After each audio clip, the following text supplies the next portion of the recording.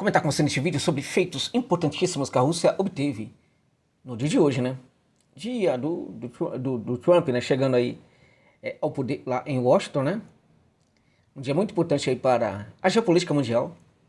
No dia de hoje, informo para vocês que a Rússia conseguiu libertar duas cidades, uma delas importante, muito importante do ponto de vista simbólico, que é a cidade de Novo-Egorovka, que fica na República Popular de Luhansk, né? Ainda há alguns pequenos frontes abertos lá na parte bem ocidental de Luhansk, né? Também deixando claro que, a respeito de haver ainda um pequeno pedaço ali de Luhansk em que há frontes abertos, né? O domínio sobre aquela área, né, compreende também um domínio sobre uma pequena extensão de terra ali, uma quilometragem quadrada importante ali, embora pequena, do Oblast de Kharkov, tá? Então a Rússia hoje detém um pedaço de Kharkov já, sob seu comando já há um bom tempo, inclusive, né? Então agora, a conquista de Novo-Egorovka foi de fato importante, porque as coisas começam a se complicar para a Ucrânia naquela região de Luhansk. Vários pequenos povoados estão caindo, né? Não são muitos, mas eles estão caindo. Isto vem acontecendo, dentre outras coisas, em virtude da eficiência da Rússia em dinamitar essa linha de abastecimento do norte, que desce ali para aquelas áreas, né, que estão abertas, né, com frontes abertos, tanto em Luhansk como também em Donetsk, tá? Então, Novo-Egorovka era importante, é um dos pequenos povoados ali, em que chegavam as coisas e que eram distribuídas para outras localidades, né, com frontes abertos, né? Então, importante essa conquista aí.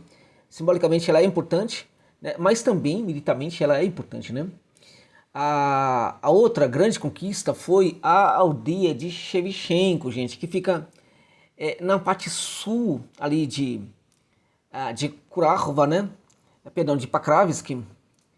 E esta aldeia, ela finalmente, né, faz com que a Rússia obtenha, tá, as maiores reservas de lítio da Ucrânia. Fala-se que talvez seja as maiores da Europa também. De qualquer maneira, é um recurso que faz falta hoje para a Europa. A Europa vai precisar importar esse recurso de outras localidades do mundo, porque no seu próprio território, né, eles contavam com o fato de que teria isso de graça, né? O Reino Unido fez muito investimento ali, inclusive para Reino Unido, ao que me parece, o dinheiro francês também esteve envolvido, mas sobretudo o dinheiro do Reino Unido esteve presente ali para, enfim, a construção, né, de linhas, né, de saída, né, desses minerais, sobretudo do lítio, daquela região ali ali na proximidade de Pakrovsk, né? Houve, portanto, muito dinheiro investido pelo Ocidente naquela região, né, imaginando que ficaria tudo, que teria o controle total daquela área ali da Ucrânia, né? E estão se dando muito mal.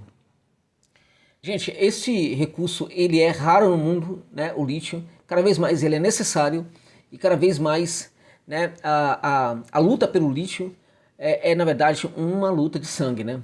Em alguns lugares do mundo muitas batalhas poderão ser travadas por causa do lítio, né?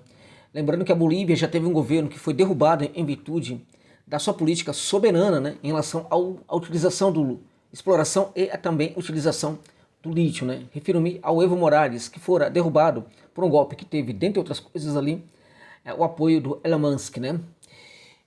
Então o lítio ele vai, na verdade, ser objeto de brigas, muitas brigas daqui para frente, né?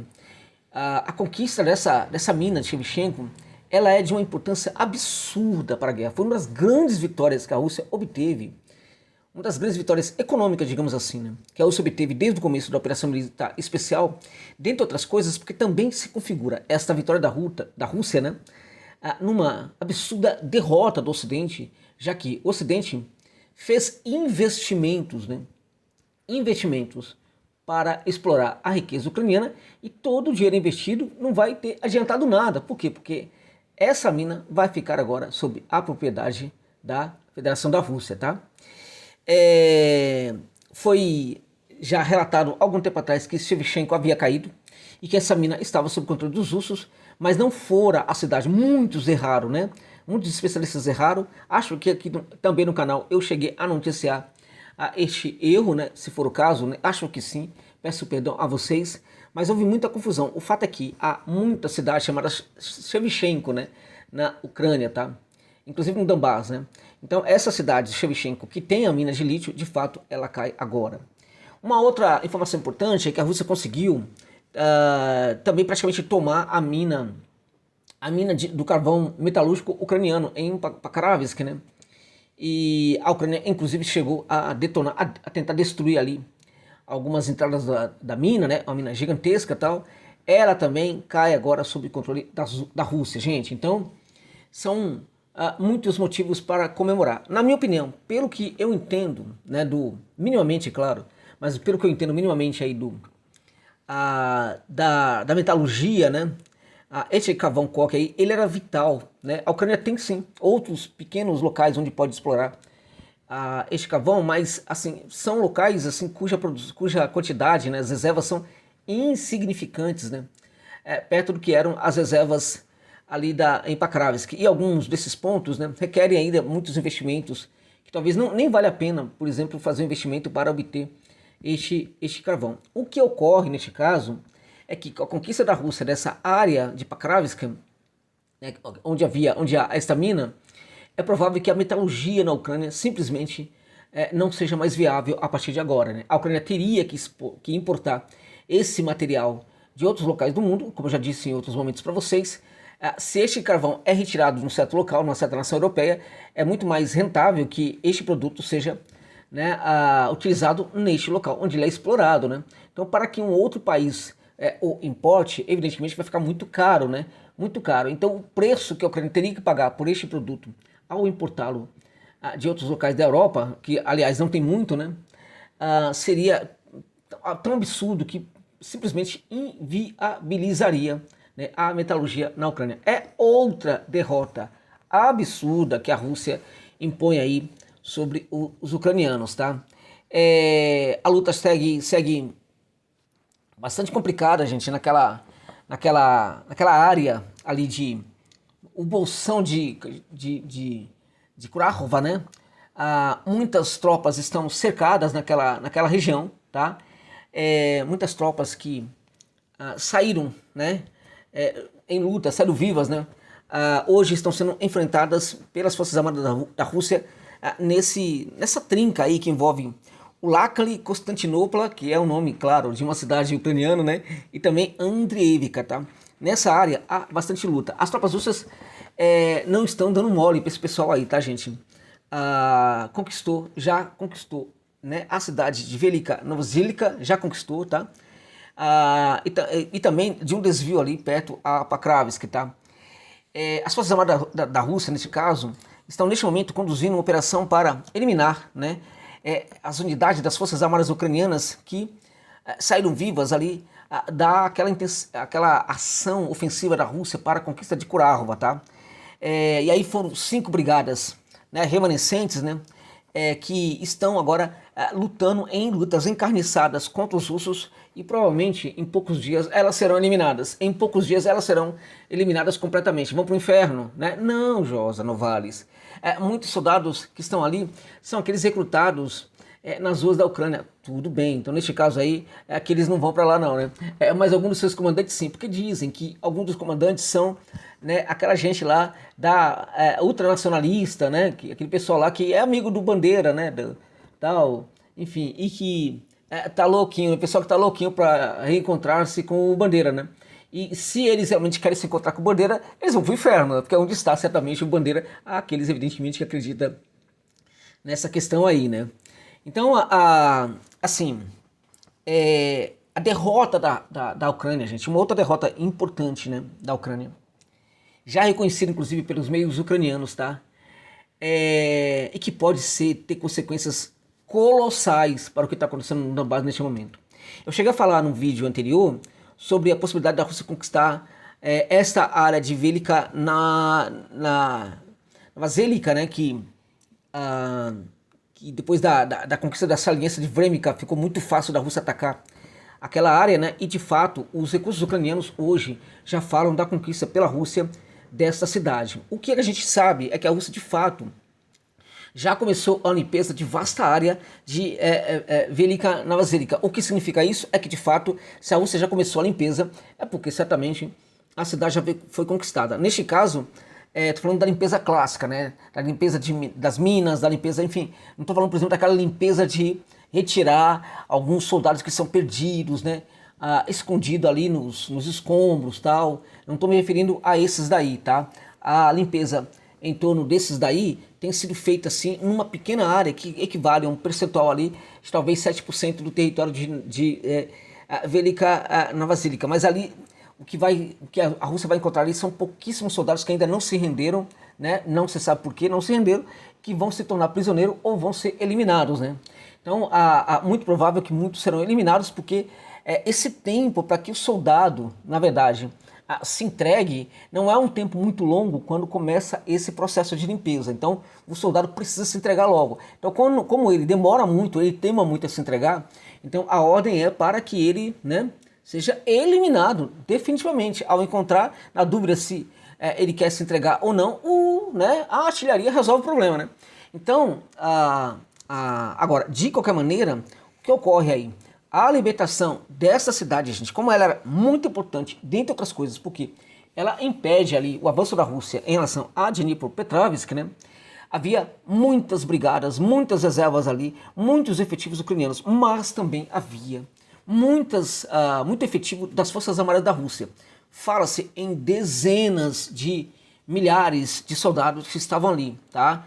E os números são absurdos, né? Mas fala de milhares de soldados que estavam ali no entorno, né? Nessa frente que era uma frente poderosíssima. O que significa isso? Significa que uma vez que eles tenham conquistado essa cidade, né? Essas tropas vão avançar, né? Milhares de soldados vão avançar para a região de Dnipropetrovsk, tá, gente? Não vão sequer, né? Olhar para outras frentes nas quais eles podem, por exemplo, para as quais eles podem ser enviados, né? Não, tá? A prioridade desse pessoal é o deslocamento rumo às fronteiras de Dnipropetrovsk, tá? E aí a situação está muito complicada, mas muito complicada mesmo para os ucranianos, porque eles não sabem o que fazer. Não tem como, além, né, claramente que deveriam se render, né? Um detalhe importante sobre, e aí lamentável de certa forma, né, que a chegada, a tomada de Velika Novoselica por parte da Rússia implicou em dezenas e dezenas de ucranianos mortos, né, quando tentaram atravessar o rio. Eu relatei para vocês também aqui no outro vídeo que não havia embarcações suficientes na Ucrânia para fazer essa travessia, né? Muitos tentaram fazer e morreram, perderam suas vidas ali na travessia do rio, né? Então assim, por que não se renderam, né? Ficaram até a última hora temando, né? Obedecendo ordens, evidentemente. Quando perceberam que não tinha mais o que fazer, resolveram, né, fazer a travessia do rio, né? Fugir, em vez de tentarem a rendição. O resultado foi cruel. Esse pessoal, né, já não está mais entre nós. O que tudo indica, aqueles que foram embora realmente para o outro lado do rio, né, aqueles que tentaram, parece que nenhum deles sobreviveu, tá?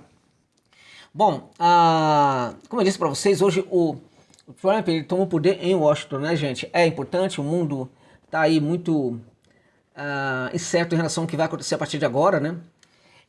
E aí, isso se repercute em toda a Europa, evidentemente, tá? Vou comentar com vocês agora sobre uma derrota que já se configura da OTAN. Onde, gente? Lá na Romênia. É isso mesmo. Lá na Romênia, onde o Calin Georgescu vencera, lembra? As eleições no primeiro turno. E aí o tribunal simplesmente cancelou as eleições. Qual foi o resultado disso, gente? O resultado disso, neste momento, é que as pesquisas mostram que o Georgescu é o favorito para ganhar de novo no primeiro turno. Depois de várias tentativas, inúmeras tentativas de retirar o candidato do próximo pleito, eles não conseguiram e parece que eles já desistiram dessa tentativa. E por que, na verdade, eles estão desistindo dessa tentativa, gente? Por causa das manifestações na Romênia. É isso mesmo. As manifestações estão gigantescas na Romênia para que se respeite, né, o pleito eleitoral. Como já não tem muito, olha, já, mais ou menos, tá? Não tem muito, tá? Porque inclusive, tá? há inclusive o risco. Eu não estou trabalhando com essa possibilidade, mas há inclusive o risco, ok? De cancelarem o cancelamento, tá? Há o risco na Romênia de cancelarem o cancelamento que fizeram das eleições que colocaram o Georgescu como um presidente vencedor praticamente ali no primeiro turno, né? Na verdade ele ia para o segundo turno, né? E aí foi tudo cancelado. Agora, de qualquer maneira, né, o que já se sabe hoje na Romênia é que o candidato vai concorrer às próximas eleições, né?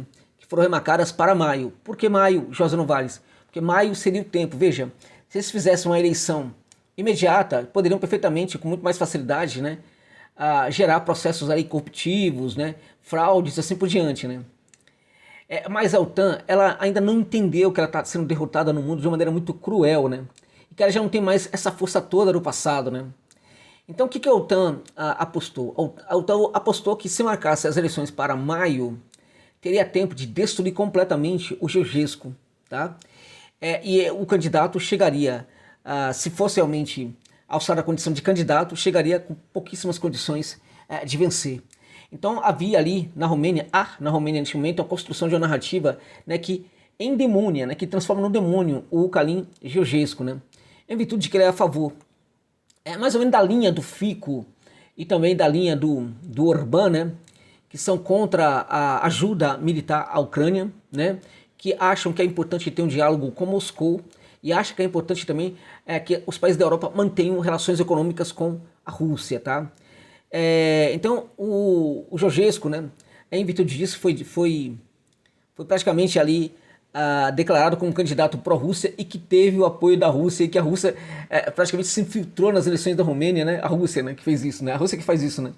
E praticamente foi por causa da Rússia que ele ganhou no primeiro turno, né? Então tá vendo ali, portanto, ali uma narrativa, tentativa de construção de uma narrativa que o endemone, mas não tá funcionando, tá? Ele continua falando que ele vai, né, parar assistência militar à Ucrânia. Ele vem criticando a União Europeia todos os dias. Ele vem descendo a lenha mesmo na OTAN, tá? E o Tribunal Eleitoral Constitucional, na verdade, que chama lá, né, da Romênia, que declarou inválida os resultados da primeira volta, né, também vem recebendo paulada do próprio Georgescu, tá?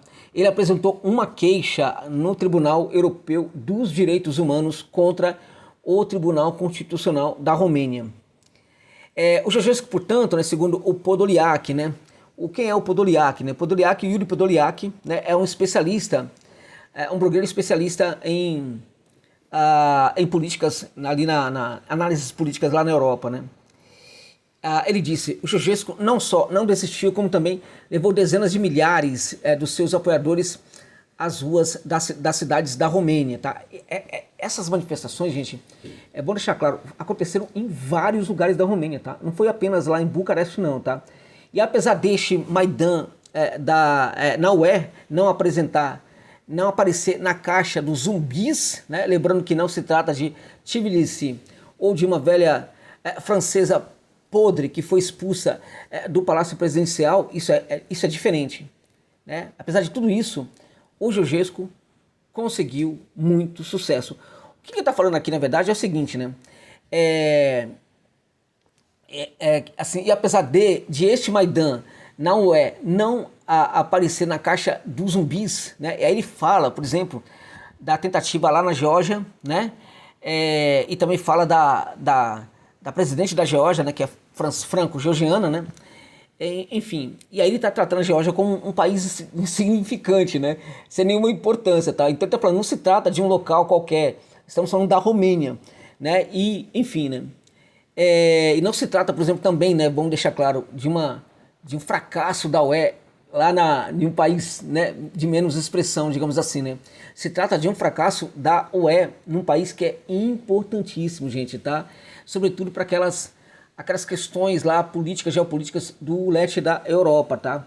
Então, segundo ele aqui, né, seria muito mais difícil para o Georgescu, por exemplo, né, assim, movimentar toda a Romênia, em virtude também de que a Romênia é muito maior, gigantesca, do ponto de vista, inclusive, físico, em relação ao que é a Geórgia, tá? E o Georgescu, ele conseguiu que houvesse manifestações em várias, centenas de cidades ali da Romênia, até nas menores, meus amigos. Então o que a UE conseguiu com isso até agora? O que a OTAN conseguiu com isso até agora? Conseguiram fazer com que esse candidato provavelmente ganhe no primeiro turno com muito mais facilidade do que ganharia no segundo turno, caso a eleição fosse confirmada anteriormente, tá? Então é assim, é uma derrota da UE, porque a sua máquina de guerra, de propaganda, já não está conseguindo tanta eficiência como antes. Este é um grande sinal, gente. E a derrota na OTAN, na Romênia, também sinaliza que outras derrotas deste nível pode acontecer daqui para frente, tá? Isso é muito importante. A OTAN se derrotada na Geórgia e Georgescu chegar, perdão, na Romênia e Georgescu de fato chegar a presidente da Romênia, é uma derrota colossal da OTAN e que certamente estará presente também em outros cenários da Europa a partir de agora. Por quê? Porque ela demonstra, a vitória do Georgescu vai demonstrar claramente, tá, que essas tentativas, né, da UE de fazer bagunça na Europa e da OTAN também de gerar essa bagunça na Europa, isso pode estar com os dias contados, amigos e amigas. É isso. Abraço eterno a todos vocês, meus irmãos, minhas irmãs. Muito obrigado pela gentileza do apoio. Abraço aos meus amigos, irmãos, irmãs que estão na América, na Oceania, na Ásia, na mãe África, a mãe de todos nós, nas Europa lá, especialmente para os meus irmãos e irmãs de Portugal, ou os meus irmãos e irmãs brasileiros que moram em Portugal, meu amigo Cláudio, meu irmão Cláudio Roberto, né, que divide a tribuna comigo lá no canal Multipolar TV. Abraço eterno pro meu amigo Cláudio, que eu estou sabendo que ele assiste de quando em quando aqui os vídeos do canal. Grato pela gentileza, meu amigo Cláudio. Muito obrigado por tudo. Forte abraço a você, tá? Então é isso, gente. Aqueles que puderem, pode deixar um Pix? Pode. Ah, Josa, se todo vídeo você pede Pix, o produtor que tem dinheiro pede, o Josa Novaes não vai pedir. Mas é de qualquer valor, caso você possa. Se você não puder, tá tudo bem. Se você puder e não quiser, tá tudo muito bem também. Tamo junto. Muito obrigado por tudo. É isso, gente.